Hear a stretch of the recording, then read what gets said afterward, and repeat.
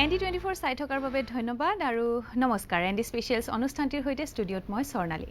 আজি ND স্পেচিয়েলছৰ মোৰ অতিথি গৰাকী হৈছে যিগৰাকী অতিথি আসলতে শব্দৰ হৈতে খেলা কৰি ভাল পায়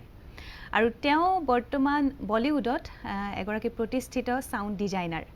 নিশ্চয় অনুমান কৰিব পাৰিছে অলপ আৰু মই যেহেতু এটা নামটো কম তেখেত হৈছে অমৃত প্ৰীতম আপোনাক স্বাগতম জনাইছো আমাৰ হয় ND স্পেচিয়েলছৰ এই অনুষ্ঠানটিলৈ আসলতে আপোনাৰ সময় পোৱাটো খুবেই কঠিন কাৰণ আপুনি ইয়াত নাথাকে মুম্বাইত থাকে কিন্তু আপুনি যেতিয়া অসমলৈ আহে সেই সুযোগটো আসলতে আমি এৰি দিব নিবিচাৰো হেতু কাৰণে আসলতে আজি আপোনাক আমি আমন্ত্ৰণ কৰি আনিছো আপোনাক আমি পাইছো আৰু অশেষ ধন্যবাদ আপুনি যে আমাৰ আজি ND স্পেচিয়েলছলৈ আহিছে হয় আৰু এইখিনিতে মই জনাই থব বিচাৰিছো যে দৰ্শকসকলেও আসলতে আমাৰ এই অনুষ্ঠানটিত অংশগ্ৰহণ কৰিব পাৰে কাৰণ বহুতৰ দৰ্শকৰ মাজৰ পৰা এনেকুৱা থাকে যিসকলে আপোনালোকক বিচাৰি থাকে কথা পাতিব বিচাৰে এই ND স্পেচিয়েলছ অনুষ্ঠানটি আমি সেই সুবিধা কৰি দিও দৰ্শকসকলক যাতে তেওঁলোকৰ মাজৰ পৰা যদি কোনোবাই আপোনাৰ হৈতে কথা পাতিব বিচাৰে তেতিয়া হলে ফোন কৰি পেলে পোনপটীয়াকৈ আপোনাৰ হৈতে কথা পাতিব পাৰে নিশ্চয় হয় এতিয়া মই কথা বতৰাখিনি আগবঢ়াও আমাৰ প্ৰথমে মই সুধো আপোনাক যে আপুনি যেহেতু সাউণ্ড ইঞ্জিনিয়াৰিং আপুনি পঢ়িছে RGFT এৰ পৰা আপুনি পাছ আউট হয় প্ৰথম বেটছৰ পৰা আসলতে তেতিয়া সাউণ্ড ইঞ্জিনিয়াৰিং এই বিষয়টো ইমান মানে কোনো ভাবা নাছিল যে এইটো এটা বিষয় বা এই বিষয়টোত পঢ়িব পাৰি আৰু তেতিয়া কোনেও ভাবা নাছিল যে সাউণ্ড ইঞ্জিনিয়াৰিং পঢ়ি এতিয়া আপুনি এগৰাকী প্ৰতিষ্ঠিত অমৃত প্ৰীতম আন্তঃৰাষ্ট্ৰীয় খ্যাতি সম্পন্ন এগৰাকী ব্যক্তি যে এনেকুৱা ধৰণৰ এগৰাকী ব্যক্তি হ'ব পাৰি তেতিয়া হয়তো কোনো ভবা নাছিল বা আপুনি নিজেও ভবা নাছিল কি কাৰণে আপুনি সাউণ্ড ইঞ্জিনিয়াৰিং কৰিম বুলি ওলাই আহিছিল তেতিয়া সাউণ্ড ইঞ্জিনিয়াৰিং কৰিব মই যেতিয়া আহিলো যেতিয়া মই সিদ্ধান্ত ললো আসলতে ইয়াৰ গোটেই যেটো মানে ক্ৰেডিট সেই ক্ৰেডিটটো মই মোৰ জ্যেষ্ঠ ভাতৃ ভগৰ প্ৰীতমক দিব লাগিব আৰু তাৰ পিছতে মই দিব লাগিব দেউতাক মোৰ প্ৰয়াত দেউতাক তাৰ মানে মই জগন্নাথ বৰুৱা মহাবিদ্যালয়ত পদাৰ্থ বিজ্ঞানত যেতিয়া স্নাতক ডিগ্ৰী ললো তাৰ পিছতে মই একচুয়ালি ডিব্ৰুগড় ইউনিভাৰ্চিটিত MSc কৰিব যাম বুলি ভাবিছিলো সিদ্ধান্ত লৈছিলো ফিজিক্সত তেনেতে সেই সময়তে জ্যোতিচিত্ৰণ ফিল্ম এণ্ড টেলিভিছন ইনষ্টিটিউট যিখন আজি RGFT বুলি জনা যায় বা doctor Bhupen Hazarika film and television institute বুলি জনা যায় তাৰে বিজ্ঞাপন আহিছিলে এডমিশনৰ কাৰণে আৰু অসমৰ ভিতৰত মাত্ৰ 4টা সিট আছিল আৰু নৰ্থ ইষ্টৰ কাৰণে আৰু দুটা নে এনেকুৱা কিবা এটা আছিল তো দাদাই মোৰ জ্যেষ্ঠ ভাতৃ ভগত প্ৰীতমে মোক ক'লে যে তই ইয়াত এপ্লাই কৰ ইয়াতে তই দে আৰু সাউণ্ড ইঞ্জিনিয়াৰিংটো ল মোৰ ইমান মন নাছিলে আৰু মই এবাৰো ভবাও নাই আৰু পৰীক্ষা দিওঁতেও মই ভবা নাই যে মই ইয়াত আহি পঢ়িম এইটো কিমান চনৰ কথা এইটো 1999 চনৰ কথা আৰু পৰীক্ষা হৈছিলে 1998 চনত তেতিয়া উপায় নাই আৰু এতিয়া দেউতাই ক'লে দাদাইও ক'লে মই মানে দেউতা আৰু দাদাৰ প্ৰেছাৰতহে আহি পেলাই পৰীক্ষাটো দিছিলোঁ মই নিজে পঢ়িবলৈ আহিম বুলি মই দিয়া নাছিলে নাই একদম নাছিলে আৰু তাৰ আগতে মই একচুৱেলি তাৰ বিষয়ে অলপ মোৰ জ্ঞান আছিলে সাউণ্ড ইঞ্জিনিয়াৰিংনো কি বা কি কেনেকৈ কি হয় বা চিনেমাত কি হয় অলপ মানে জ্ঞান আছিলে কিন্তু মোৰ বস্তুটোৰ প্ৰতি ইমান কিবা এটা দুৰ্বলতা নাছিল যে মই আহি পঢ়িম বা এইটোকে লৈ মই কেৰিয়াৰ গ্ৰাফটোত মই আগবাঢ়িম কিন্তু সেই কালক্ৰমত লিখা আছিলে কপালত দাদা চ' গতিকে আজি যদি মই উভতি ঘূৰি চাওঁ তো তাৰ বাবে গোটেই কৃতিত্ব আজি মই আপোনাৰ সন্মুখত আহিছোঁ বা কথা ক'বলৈ যিটো যোগ্যতা অৰ্জন কৰিছোঁ তাৰ আঁৰতে মই ভগৰ প্ৰীতমক ক্ৰেডিট দিম কাৰণ সি হয়তো নোকোৱা হ'লে প্ৰেছাৰাইজ নকৰা হ'লে মই হয়তো আজি নাহিলোহেঁতেন আৰু লগতে দেউতাক ক'ম যে দেউতাই খুব প্ৰেছাৰাইজ কৰিলে দাদাই কোৱাৰ পাছত নাই তই তাতে যা তাই মই পৰীক্ষাও দিলোঁ পালোঁ তাৰপিছতো কথাই নাই পৰীক্ষাত পোৱাৰ পিছতো আহিবই লাগিব তেনেকৈ মই আচলতে আহিলে আৰু পৰৱৰ্তী সময়ত আপোনাৰ জীৱনত কেনেকুৱা ধৰণৰ ষ্ট্ৰাগল আহিলে সেই বিষয়ে আমি পাতিম কেনেধৰণে আপুনি আজি এগৰাকী প্ৰতিষ্ঠিত সাউণ্ড ডিজাইনাৰ হ'ব পাৰিলে সেই বিষয়ে পাতিম কিন্তু আপোনাৰ বলিউডৰ যিটো যাত্ৰা আসলতে এতিয়া যদি আমি কওঁ যে সাউণ্ড ডিজাইনিঙৰ ক্ষেত্ৰত বা ইঞ্জিনিয়াৰিঙৰ ক্ষেত্ৰত অসমৰ দুগৰাকী ব্যক্তি দেৱজিৎ চাংমাই আৰু আপুনি গতিকে আপোনালোক দুগৰাকী এতিয়া বলিউডত আসলতে খুপনি পুতিছে গতিকে আপোনাৰ মই যাত্ৰাটোৰ বিষয়ে কেনেধৰণে আৰম্ভ হৈছিলে আপোনাৰ এই বলিউডৰ যাত্ৰা বলিউডৰ যাত্ৰা মানে বলিউড যেতিয়া দেৱজিতৰ মই যেতিয়া প্ৰথম গৈছোঁ ইয়াৰ পৰা আমাৰ কোনো বলিউডৰ প্ৰতি কোনো তেনেকৈ দুৰ্বলতা নাছিল বা বলিউড যাম বুলি ভবাও নাছিল মইতো কেলকাতাত যাম বুলি ভাবিছিলোঁ তেতিয়া আমাৰ এজন গেষ্ট লেকচাৰ আছিলে অনুপ মুখাৰ্জী বুলি তেওঁ ৰিমিক্সিং কৰিছিলে বা ফাইনেল মিক্সিং তেওঁ চব শিকিম আৰু অলপ নিজকে ডেভেলপ কৰিম বুলিহে ভাবি আছিলোঁ কিন্তু হঠাতে বম্বেৰ পৰা আমাৰ এজন ধীৰাজ বসুমতাৰী বুলি আমাৰ বেটছমেট আছিলে তেওঁ আগতীয়াকৈ গৈছিলে তেওঁ তাত কাম কৰিছিলে তেওঁ আমাক ফোন কৰি ক'লে যে আৰু এটা ষ্টুডিঅ' হৈ আছে তোমালোক আহি যোৱা তেতিয়া মই আৰু দেৱজিতে সিদ্ধান্ত কৰিলোঁ যে ব'লা যাওঁ তো আমি ট্ৰেইনত দেৱজিত আৰু মই গ'লোঁ যেনেকৈ ভাবি গৈছিলোঁ তেনেকুৱা নহয়, যথেষ্ট কঠিন আছিলে। মই গোটেইখিনি নকওঁ বাৰু, খুব কষ্টৰ মূৰত মানে আমি এইখিনি অৱস্থা পাইছোঁ। কাৰণ আমি যেতিয়া প্ৰথম গৈছোঁ, মই এইটো কথা কওঁ যে আমি যেতিয়া প্ৰথম গৈছোঁ ফিল্ম চাউণ্ড বা ফিল্ম ইণ্ডাষ্ট্ৰীত চাউণ্ডৰ লগত জড়িত কোনো ব্যক্তি নাছিল মানে চাউণ্ডত কাম কৰা। মানে ডাইৰেক্টলি চাউণ্ড মিক্সিঙেই হওক বা চাউণ্ড এডিটিং হওক বা চাউণ্ড ডিজাইনিঙত হওক কোনো অসমীয়াই তেনেকৈ কাম কৰা নাছিল। লোকেশ্যন চাউণ্ডত কৰিছিলে। সেইটো কাৰণে দেৱজিৎ আৰু মই সেইকাৰণে চিনেমাৰ লগত কাম কৰিম বুলিয়ে গৈছিলোঁ। কিন্তু মিউজিকৰ লগত কাম কৰা অলৰেডি মানুহ আছিলে তাতে। শ্ৰদ্ধাৰ অৱনী তাঁতী, তেওঁ চাউণ্ড ইঞ্জিনিয়াৰিং কৰি পেলাই তাতে তেওঁ গানৰ ৰেকৰ্ডিঙত আছিলে, তেওঁ যতীন শৰ্মাও আছিলে গানৰ ৰেকৰ্ডিঙত। কিন্তু ফিল্ম চাউণ্ডত কোনো নাছিল। তো আমি যোৱাৰ পাছত আমি বহুত ষ্ট্ৰাগল কৰিলোঁ, নাখাই নবৈ আছিলোঁ, বহুত কষ্ট কৰিলোঁ। তাৰপিছত মইতো এবছৰৰ পিছত কাম পাইছোঁ। মানে 2001ত আমি গৈছোঁ এপ্ৰিলত, আৰু মই কাম ষ্টাৰ্ট কৰিছোঁ 2002। তো এক বছৰ তেনেকৈ বহুত কষ্ট কৰি বহুত ষ্ট্ৰাগল কৰিছে। আচলতে মই জনাত আপোনালোকে থাকিবলৈ আপোনালোকৰ ঠাইও নাছিলে। আমাৰ থাকিবলৈ ঠাই নাছিলে। আমি আশ্ৰম এখনত আছিলোঁ প্ৰথম 10 দিন। মন্দিৰৰ প্ৰসাদ খাইছিলে। 10 দিনমান আশ্ৰমত থকাৰ পিছতহে আমি আন্ধেৰী ষ্টলৈ আহিছিলোঁ। তাত আমি বহুত ধাৰ ধুৰ কৰি পেলাই আছিলোঁ, আৰু আমাক উপজাচি ধাৰ দিয়া মানুহ ধেৰ আছিলে। আমি জীৱনত চিনাকি নোহোৱা মানুহ আহি পেলাই আমাক পইচা দি সহায় কৰি থাকিব দিছিলে। তেওঁৰ নাম আছিলে ৰাকেশ ত্ৰিবেদী বুলি, আমাৰ ৰুমমেট আছিলে। আমি চিনি নাপাওঁ, তাত গৈ চিনাকি। চ' তেওঁ আমাক ক'লে যে তুমলোক মত যাও, আই উইল হেল্প ইউ। চ' তেওঁ তেতিয়া TCSত কাম কৰিছিলে। আমাৰ জিৰ' ইনকাম, আমাৰ একো নাই। চ' তেওঁ আমাক পইচা দি সহায় কৰিছিলে। ৰাজমূলে বুলি এজন আছিলে ব্যক্তি, তেওঁ আমাক পইচা দি সহায় কৰিছিলে। আৰু মই যেতিয়া গৈছিলোঁ ইয়াৰ পৰা যাওঁতে মোৰ 4জনমান বন্ধুৱে মোক পইচা দি সহায় কৰিছিলে। দিগন্ত বৰাই কৰিছিলে, ৰাজীৱ ফুকন, তাৰপিছতে কল্লুল। ৰাজীৱ ফুকনৰ কথা আপুনি কৈছে, গতিকে ৰাজীৱ ফুকনৰ আচলতে আপোনাৰ বিষয়ে আমি সুধিছিলোঁ, যিহেতু আপুনি ৰাজীৱ ফুকনৰ কথা উল্লেখ কৰিছে। তেখেতে আপোনাৰ বিষয়ে কি কৈছে অকণমান মই দেখুৱাব বিচাৰিছোঁ। নিশ্চয়। এই মুহূৰ্তত বহুবোৰ পুৰণি কথাই মনত পৰিছে, আৰু তাৰ বাবে আমি ঘূৰি যাব লাগিব 2002 চনলৈ। আমি 2001 চনত জ্যোতিচিত্ৰবনৰ পৰা আমি পাছ কৰাৰ পিছত আমি যিহেতু ফিল্ম স্কুলৰ সকলো ছাত্ৰ ছাত্ৰীয়ে এটা সপোন থাকে যে বোম্বাইলৈ গৈ অকণমান বিশাল ক্ষেত্ৰত, বহল ক্ষেত্ৰত কাম কৰা যাওক। আমিও ভাবিছিলোঁ তেনেকৈ, আৰু আমি তেতিয়া আছিলোঁ আন্ধেৰী ইষ্টৰ পুনম নগৰ নামৰ এটা জেগাত আমি আছিলোঁ। বম্বে সকলোৱে জানেই অত্যন্ত খৰচী জেগা। আমি 15 ফুট বাই 15 ফুট এটা ৰুমতেই আমি আছিলোঁ, আৰু আমি আমাৰ জীৱন সংগ্ৰাম আৰম্ভ কৰিছিলোঁ। আমি ৰাতিপুৱাই ওলাই যাওঁ, ক'ত কাম পোৱা যায়, কোন ষ্টুডিঅ'ত খবৰ কৰিব লাগে, এনেকৈ ওলাই গৈছিলোঁ। দেৱজিৎ আৰু অমৃতে ইতিমধ্যেই 2টা ষ্টুডিঅ'ত তেওঁলোকৰ মুম্বাই জীৱন আৰম্ভ কৰিছে, সৰুকৈ হ'লেও। সেই আৰম্ভণি আজি এটা বিশাল প্ৰফেশ্যনেল ছাকচেছ ষ্টৰীত পৰিণত হৈছে। আজিতো অমৃতে কাম কৰে এটা বিখ্যাত ষ্টুডিঅ'ত, আৰু অমৃতৰ সহযোগী হ'ল অস্কাৰ উইনাৰ ৰচুল পুকুটি,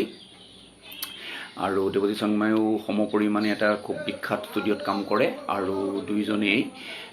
দুইজন বন্ধুৱে মুম্বাইৰ চিনেমা জগতত বেছ লেখত ল'বলগীয়া নাম, আৰু অসমীয়া জাতিৰো এটা অত্যন্ত গৌৰৱৰ কথা। তেওঁলোকে আজি মোটামুটি 2002 পৰাই মোটামুটি তেওঁলোকৰ প্ৰায় 19-20 বছৰেই হ'ল। মোৰ অৱশ্যে মোৰ প্ৰফেশ্যনেল পথটো অলপমান কিছু সলনি হ'ল, যদিও এতিয়া আমি অত্যন্ত গৌৰৱেৰে সেই পুৰণি স্মৃতি ৰোমন্থন কৰোঁ। হয়, আমি গম পালোঁ আচলতে কিমানখিনি ষ্ট্ৰাগল কৰিব লগা। ৰাজীৱ ফুকন আমাৰ ৰুমমেট আছিলে। মই দেৱজিৎ চাংমাই ৰাজীৱ ফুকন আমি এটা সৰু ৰুমত আছিলোঁ, আৰু ৰাজীৱে খুব ভাল খানা বনাইছিলে। তো আমি ইণ্টাৰেষ্টিং কথাটো কওঁ যে আমাৰ ওচৰত পইচা পাতি নাছিলে খাবলৈ, কিন্তু আমি মানে খিচিৰি বনাই খোৱা নাছিলোঁ। আমি মানে তৃপ্তিৰে খাইছিলোঁ। যিকোনো ৰঙালাও ভাজি হওক বা কিবা এটা ভাজি হওক, খানা বনোৱাত আমাৰ খুব ভাল, আমি ভাল খানা খাই আছিলোঁ। আচলতে সেইখিনি সময় আজি মনত পেলাই বা সুঁৱৰি ভাল লাগিছে আপোনাৰ, কাৰণ সেইখিনি সময়ত আপুনি কষ্ট কৰিছিল, আৰু সেই কষ্টৰ ফল আজি আপুনি পাইছে। আজি ধৰক আপোনাক অমৃত প্ৰীতম বুলি ক'লে সকলোৱে গোটেই বিশ্বতে আচলতে চিনি পায় আপোনাক মোক ক'বলৈ ভাল লাগিছে যে আপুনি অস্কাৰৰ এগৰাকী সদস্য হয় আপুনি অস্কাৰৰ বাবে ভোট কৰে যেনেকৈ অস্কাৰত চিনেমাবোৰ মনোনীত হয় তাত আপুনিও এগৰাকী ব্যক্তি অসমৰ আচলতে প্ৰথমগৰাকী ব্যক্তি আপুনি যিয়ে অস্কাৰৰ মনোনীত হোৱা চিনেমাবোৰলৈ আপুনিও ভোট কৰে গতিকে সেইটো এটা আচলতে অনুভৱ সুকীয়া আচলতে অস্কাৰৰ কথা যেতিয়া কওঁ সকলোৰে এটা ড্ৰিম থাকে অস্কাৰৰ গ্লেমাৰটো ৱৰ্ল্ডৰ আটাইতকৈ বেছি আৰু অস্কাৰৰ এখন কমিটি থাকে এটা গভৰ্ণিং বডি থাকে অস্কাৰৰ এটা অৰ্গেনাইজেশ্যন গোটেই ফুল নেমটো হৈছে দি academy of motion pictures science and arts তাক আমি কমনলি অস্কাৰ বুলি জনা যায় চ' অস্কাৰৰ সদস্য পদ পোৱাটো মানে এটা অলৌকিক ঘটনা বুলিয়ে মই ক'ম কাৰণ চিনেমা লাইনৰ লগত কাম কৰা বা চিনেমাৰ লগত জড়িত যিকোনো ব্যক্তি তেওঁ চাউণ্ডতে হওক কেমেৰাতে হওক এডিটিঙতেই হওক এক্টিঙতেই হওক বা প্ৰডাকশ্যনতেই হওক বা প্ৰডিউচাৰেই হওক বা ডাইৰেক্টৰে হওক অস্কাৰৰ সদস্য হোৱাটো এটা খুব ডাঙৰ এচিভমেণ্ট আৰু মোৰ জীৱনৰ আজিলৈকে এই 20 বছৰীয়া কৰ্মজীৱনৰ মোৰ যদি আটাইতকৈ ডাঙৰ এচিভমেণ্ট বুলি কওঁ তেতিয়াহ'লে মই অস্কাৰৰ মনোনীত সদস্য পদ লাভ কৰোঁ অস্কাৰৰ মনোনীত মানে সদস্য পদ পাবলৈ হ'লে আপুনি তাত জাষ্ট ফৰ্ম এখন ফিল আপ কৰি পঠিয়াই দিয়া কাৰবাৰ নহয় তাৰমানে তাত কোনো ফৰ্ম ফিল আপৰ কাৰবাৰ নাই অস্কাৰ মনোনীত সদস্য হ'বলৈ হ'লে আপোনাক কোনোবাই মনোনীত কৰিব লাগিব নমিনেট কৰিব লাগিব কিন্তু নমিনেট কৰিলেও নহ'ব তাৰমানে আপুনি যদি কোনোবা এজন ব্যক্তি বিশেষে যদি আপোনাক নমিনেট কৰি পঠায়ো তেতিয়া তেওঁলোকে সেই ব্যক্তিজন তেওঁলোকৰ সদস্য হ'বৰ যোগ্যতা আছেনে নাই তাক তেওঁলোকে পৰীক্ষা কৰে তাৰমানে ধৰি লওক মোৰ নামটো পঠাই দিয়াৰ লগে লগে তেওঁলোকে তাক ইনক্লুড কৰি নিদিয়ে চ' তেওঁলোকে মোৰ গোটেই বায়'ডাটা মোৰ গোটেই ৰিজিউমিখন তেওঁলোকে চাব মই এই 15 বছৰ বা 20 বছৰত মোৰ এচিভমেণ্টটো কি মই কি কাম কৰিলোঁ কেনেকুৱা ধৰণৰ কাম কৰিলোঁ আপুনি 100খন চিনেমাতে কাম কৰক বা আপুনি 5খন চিনেমাতে কাম কৰক কোৱান্টিটি ডাজন্ট মেটাৰ ইয়াত হৈছে যে আপুনি কেনেকুৱা ধৰণৰ চিনেমাত কাম কৰিছে তো যিহেতু মই স্লামডগ মিলিয়নিয়াৰত কৰিছিলোঁ স্লামডগ মিলিয়নিয়াৰ অস্কাৰ পাইছিলে আৰু স্লামডগ মিলিয়নিয়াৰ 8টাকৈ অস্কাৰ পাইছিলে স্লামডগ মিলিয়নিয়াৰত মই চাউণ্ডৰ ডিপাৰ্টমেণ্টত আছিলোঁ যিটো ডিপাৰ্টমেণ্টত অস্কাৰ পাইছিলে তাৰপিছতে মোৰ সেই সময়লৈকে মোৰ দুখনকৈ মই চাউণ্ড ডিজাইন কৰা পিকচাৰ ভাৰতৰ পৰা অফিচিয়েল এণ্ট্ৰি হিচাপে অস্কাৰলৈ গৈছিলে তো এই গোটেই কথাবিলাক বিশ্লেষণ কৰাৰ পাছত তেওঁলোকে চাগে সিদ্ধান্তটো ল'লে যে মই যোগ্য বুলি আৰু তাৰ আগতে মোক এটা ডাঙৰ সহায় হ'ল যে তাৰ আগতে মই MPSC motion picture sound editors Hollywood তাৰমানে মোশ্যন পিকচাৰ চাউণ্ড এডিটৰ্ছ তাৰমানে হলিউডৰ যিমানবিলাক চাউণ্ড ডিজাইনাৰ আছে গোটেই চাউণ্ড ডিজাইনিঙৰ যিমানবিলাক হলিউডৰ চাউণ্ড ডিজাইনাৰ আছে যিবিলাকে ধৰি লওক টাইটানিক কৰিছে বা বেটমেন কৰিছে বা ছুপাৰমেন কৰিছে এই গোটেই যিবিলাক ব্লকবাষ্টাৰ যিবিলাক ফিল্ম তাৰ যিবিলাকে চাউণ্ড কৰে সেই চাউণ্ড কৰা মানুহবিলাকৰ অৰ্গেনাইজেশ্যনটো হৈছে MPSC তো সেই MPSC এটা আপোনাৰ এৱাৰ্ড সদায় প্ৰত্যেক বছৰে দিয়ে তেওঁলোকৰ টেকনিকেল এচিভমেণ্টৰ কাৰণে চ' মই সেই এৱাৰ্ডটো পাবলৈ সক্ষম হৈছিলোঁ 2016 চনত তো সেই MPSC যিটো এৱাৰ্ড সেইটো মানে অস্কাৰৰ সৈতে ইকুইভেলেণ্ট কেতিয়াবা আপুনি অস্কাৰতকৈও তাৰ এৱাৰ্ডটো বেছিহে important as far as sound design and sound editing is concern so' sound design sound এডিটিঙত তেওঁলোকে যিটো বিশ্লেষণ কৰি এৱাৰ্ডটো দিয়ে সেইটো হৈছে পৃথিৱীৰ আটাইতকৈ সৰ্বশ্ৰেষ্ঠ এৱাৰ্ড সাউণ্ড এডিটিং বা সাউণ্ড ডিজাইনিঙৰ ক্ষেত্ৰত চ' সেই এৱাৰ্ডটো মই পাবলৈ সক্ষম হৈছিলোঁ 2016 চনত ইণ্ডিয়া জোটাৰ বুলি এখন ডকুমেণ্টাৰীৰ কাৰণে সেইখন BBCয়ে প্ৰডিউচ কৰিছিলে তো মোৰ বোধেৰে মই যে অস্কাৰত যে মই সদস্য মনোনীত হ'লোঁ বা মোক যে নমিনেট কৰিলে বা মোক সদস্য পদটো দিলে মই ভাবোঁ যে তাৰ গোটেই মোৰ কৃতিত্বটো হৈছে যে মই 2016 চনত সেই এৱাৰ্ডটো পোৱাৰ কাৰণে MPSC এৱাৰ্ড পোৱাৰ কাৰণে কাৰণ তাৰ পিছতেই 2017 চনত মই অস্কাৰৰ সদস্য হেৰি হৈছোঁ চ' সেই 2017 চনৰ পৰা অস্কাৰত যিমানবিলাক আপোনালোকে চিনেমা অস্কাৰ এৱাৰ্ড পাইছে তো তাত মোৰ ভোট আছে তাৰমানে সেই গোটেইবিলাক মই ভোট কৰিব লাগে আৰু অস্কাৰলৈ যিখিনি চিনেমা আহে সেই গোটেই চিনেমাবিলাক আমাক চাবৰ কাৰণে স্পেচিয়েল স্ক্ৰিনিং হিচাপে আমালৈ চিনেমাবিলাক পঠিওৱা হয় তো সেই চিনেমাবিলাক আমি চাওঁ প্ৰায় আপোনাৰ 100ৰ পৰা 120খনমান চিনেমা চাব লাগে আৰু চোৱাৰ পাছত আপুনি তাৰ ওপৰত আপুনি ভোটদান কৰিব পাৰে কিন্তু ভোটদানটো এইটো নহয় যে মই অকল চাউণ্ডৰ কাৰণে মই editing sound camera acting production art design যিমানবিলাক তাত ডিপাৰ্টমেণ্ট আছে অস্কাৰ এৱাৰ্ডৰ মই চবতে ভোটদান কৰোঁ নিশ্চয় আপোনাৰ আচলতে মই কথা পাতি যাম কিন্তু দৃশ্যাংশ এটা দৰ্শকক মই দেখুৱাব বিচাৰিছোঁ আপোনাৰ এখন আমাৰ অসমীয়া চলচ্চিত্ৰ আচ্ছা সেইখন হৈছে ভিলেজ ৰকষ্টাৰ খুব আচলতে শব্দৰ ইমান সুন্দৰ তাত মানে আমি ইম্পেক্ট এটা পাওঁ চিনেমাখন যেতিয়া চাইছিলোঁ সেই অকণমান দৃশ্যাংশ মই দেখুৱাব বিচাৰিছোঁ দৰ্শকক এই মই যিটো ক'লোঁ শব্দৰ আচলতে ইম্পেক্টটো পোৱা যায় নাৰিকল গছবোৰ তামোল গছবোৰ যেতিয়া লৰিছে সেই বতাহৰ শব্দটো আহি কাণত লাগিছে হয় হয় এইবোৰ কেনেকৈ আচলতে কৰে মোক অকণমান জানিব মন গৈছে মানে ৰেকৰ্ডিং হওক বা এইখিনি এখন চিনেমাত বহুত কাম থাকে আচলতে বিশেষকৈ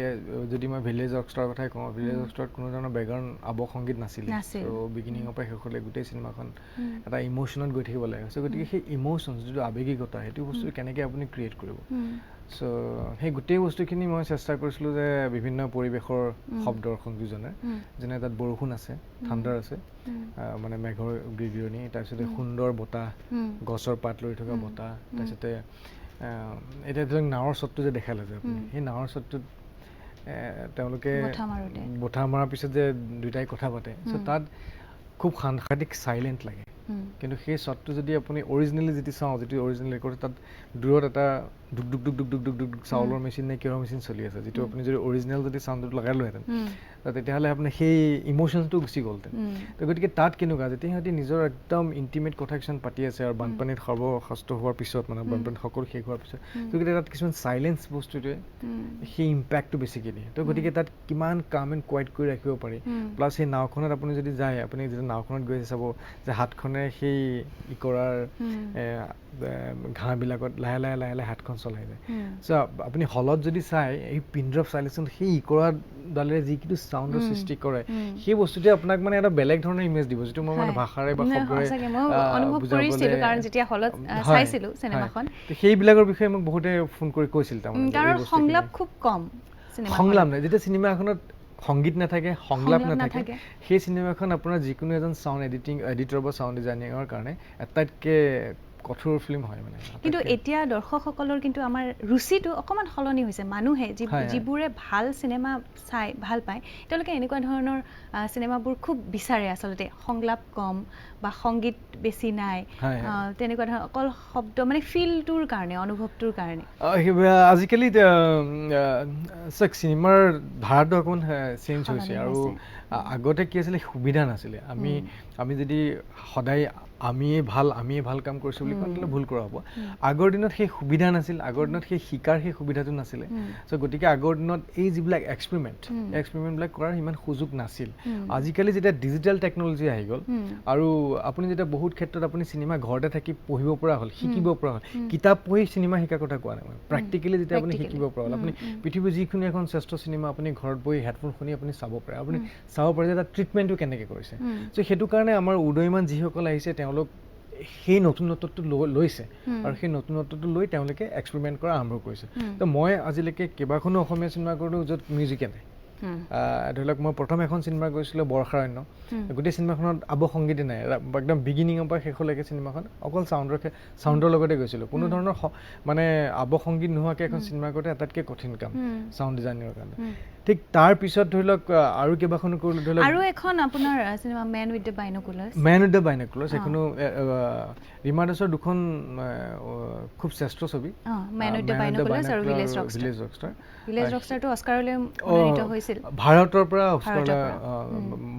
ভাৰতৰ পৰা অস্কাৰলৈ নমিনেশ্যনৰ কাৰণে গৈছিলে মূল যিটো ফাইনেল নমিনেশ্যন তাত নমিনেশ্যন নহ'ল চিনেমাখন কিন্তু সেই দুখন ৰীমা দাসৰ মই শ্ৰেষ্ঠ ছবি বুলি ক'ম আৰু যথেষ্ট গৌৰৱ কঢ়িয়াই আনিছে আৰু মেন উইথ দ্য বাইনকুলাৰ চিনেমাখনৰ বিষয়ে খুব কমেই জানে লোকে সেইখন কিন্তু এখন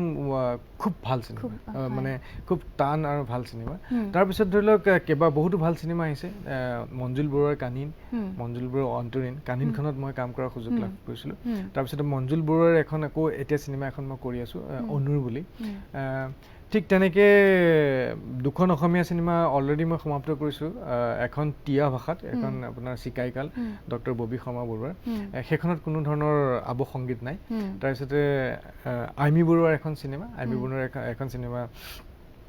সেইখন মই চেমখৰ বুলি ডিমাচা ভাষাত সেইখন মই কৰিছোঁ সেইখনতো কোনো ধৰণৰ আৱসংগীত নাই চ' সেই আৱসংগীত নাথাকিলে চিনেমাবিলাক চেলেঞ্জ মানে কি ফ্ৰেম বাই ফ্ৰেম আপুনি চাই গৈ থাকিবলৈ তাৰমানে কথাটো কি কাম কৰি ভাল লাগে কিন্তু যথেষ্ট কষ্ট যদি চিনেমা এখন কৰিবলৈ ধৰি লওক আপোনাৰ 2 মাহ লাগে এখন কৰিবলৈ 4 মাহমান লাগে কাৰণ আপুনি চিনেমাখন ধৰি ৰাখিব লাগিব কাৰণ দৰ্শকে যদি চিনেমাখন চাই আমনি পাই যায় বুলি টোপনি আহি যায় তেতিয়াতো নহ'ব গতিকে আপুনি চিনেমাখন ধৰি ৰাখিব লাগিব কাৰণ চিনেমা গোটেই বস্তুটোৱে মেলোড্ৰামা এটা থাকিব লাগে মেলোড্ৰামা মানে মই এক্টিঙৰ কথা কোৱা নাই বুজি পাইছো আসলতে তেনেকুৱা এটা ধাৰা আহিছে আগৰ পৰা চলি আহিছে আৰু তেনেকুৱা অডিয়েন্সৰ মেলোড্ৰামা এটা দৰকাৰ আসলতে তেনেকে ভাবা হয় কিন্তু এতিয়াহে অকমান কিন্তু এতিয়া যেটো ৰিয়েলিস্টিক ওয়ে যেটো আহিছে এটো খুব ভাল কথা আৰু অসমৰ পৰা এটা নতুন প্ৰজন্মই খুব সুন্দৰ কাম ভাবিব নোৱাৰা ভাল কাম কৰিছে মেন উইথ দ্য বাইনোকুলাৰ্ছৰ কথা যেহেতু আমি পাতিছো অকমান মই দৃশ্যাংশ দেখুৱাব বিচাৰিছো দৰ্শকসকলক এখন খুব সুন্দৰ ছবি